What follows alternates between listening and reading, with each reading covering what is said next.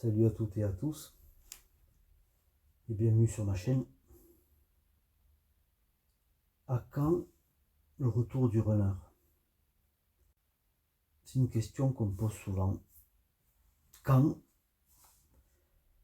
et comment va revenir mon autre en fait? Ça va se passer comment? Qu'est-ce qu'il faut que je fasse pour rater son retour? Qu'est-ce qu'il faut que je fasse pour faire en sorte qu'il daigne déjà de me débloquer de là où il m'a bloqué, qu'il daigne au moins de me parler, ne serait-ce que juste de me regarder, vous comprenez?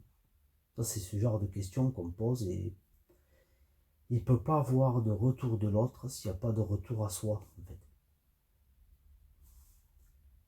Vous comprenez? Si l'autre a fui, en fait, c'est parce que, d'une certaine façon, nous nous sommes fuis. Vous comprenez? Nous nous sommes, on va dire, déniés. Nous nous sommes rejetés. Nous nous sommes séparés de qui nous sommes réellement. Nous sommes séparés de nous-mêmes. Nous sommes en non-amour de nous-mêmes. Donc, par intrication, forcément, dans la matière, ça va prendre la forme d'un runner qui fuit, qui vous bloque, qui veut être avec n'importe qui sauf avec vous, qui veut d'autres relations, qui veut vivre sa vie de façon libre. Hein. Bon, il se trompe, hein, ou elle se trompe, forcément, mais parce que la liberté, c'est pas quelque chose que, c'est pas une, c'est pas ce à quoi on croit. En fait, c'est la liberté telle qu'on l'imagine. En fait, c'est juste une croyance.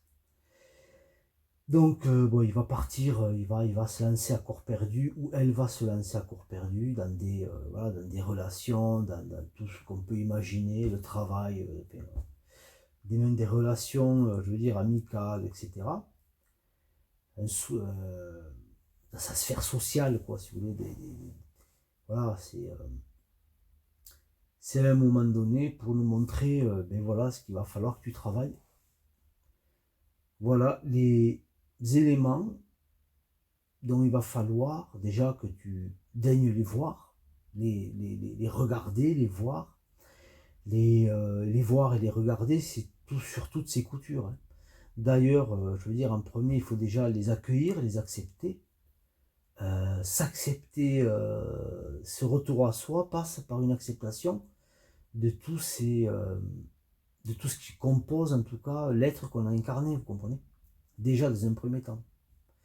Et déjà de commencer à donner de l'amour à cet être que nous incarnons, c'est-à-dire de la bienveillance, de l'accueil, vous comprenez? Accueillir cet être que nous incarnons. Donc, en accueillant cet être que nous incarnons, déjà dans un premier temps, vous allez inverser cette polarisation. Vous allez inverser le rejet en apparence qu'a l'autre pour vous, vous comprenez? Vous allez inverser la vapeur, vous comprenez? Vous allez inverser ces énergies polarisées. Parce que si à un moment donné vous n'accueillez pas l'être que vous incarnez, que ce soit égotiquement, que ce soit physiquement, que ce soit psychiquement, etc., affectivement, et on peut aller dans tous les corps en tout cas. Si dans un premier temps vous n'acceptez pas cette chose, cet être, je veux dire, il n'y aura jamais, votre situation ne bougera pas de iota. Hein. Vous pourrez vous débattre, vous pourrez lever les mains au ciel en criant à l'injustice, ou en vouloir à votre autre, ce qui va encore rajouter encore un peu plus de polarisation et de rejet, etc. Parce que le jugement de l'autre, en fait, traduit juste le jugement que vous avez pour vous, vous comprenez? La haine que à un moment donné vous pouvez ressentir pour l'autre, c'est juste la haine que vous ressentez pour vous, vous comprenez? Puisque l'autre c'est vous. Donc je veux dire, il vaut mieux détester une autre personne À la limite, hein, oui, bon, il faut détester personne, hein, c'est pas la question, mais il vaut mieux détester une autre personne que détester son autre, en fait. Vous comprenez? Il vaut mieux euh, détester, rejeter une autre personne que soi, parce que si vous le faites, ça va encore amplifier les choses, vous comprenez? Donc à un moment donné, il va falloir faire comprendre, si vous voulez, enfin, il va falloir que égotiquement, voilà, il va falloir que égotiquement vous compreniez que vous n'avez pas le pouvoir, que vous n'avez pas le contrôle, que c'est pas vous qui décidez, en fait, c'est votre âme, c'est votre essence, c'est la source, etc. Mais c'est pas vous. Vous ne décidez de rien. En fait. C'est juste qu'à un moment donné, quand vous allez être dans cet accueil, dans cette lâcher prise, dans cette acceptation, les choses vont venir naturellement. Donc vous allez vous comporter naturellement. Votre ego va rentrer on va dire, en harmonie, va rentrer en alignement, en harmonie avec tout le reste. Ce qui fait que là, vous allez, voilà, vous allez faire ce dont vous avez envie, parce que vous êtes piloté par l'âme, parce que l'âme a repris les commandes, a repris les manettes de votre vie.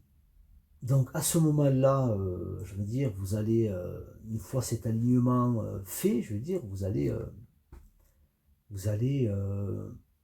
d'une certaine façon, vous allez irradier par le cœur, irradier de l'énergie d'amour, si vous voulez, de l'énergie de la vibration de conscience, de la vibration de paix, de joie, et de la vibration d'union, de réunion, etc. Ce qui aura pour effet forcément d'inverser la séparation, d'inverser le rejet de l'autre, d'inverser le déni même de l'autre, je dirais. Et là, vous n'allez pas hâter son retour, vous allez accueillir son retour, dans le sens où, à un moment donné, quand elle va se présenter à vous, ben vous allez juste l'accueillir. Vous allez tout simplement l'accueillir, naturellement, simplement. Accueillir ne veut pas dire lui sauter dans les bras, je veux dire, je veux dire, à un moment donné, retomber dans nos anciens travers, vous comprenez? Dans vos anciens travers, plutôt. L'accueillir, ben, ça veut dire juste être là, être présent, être dans l'accueil, c'est-à-dire ne poser aucune question, je veux dire tellement que ça va être naturel, vous n'allez même pas parler du passé à la limite.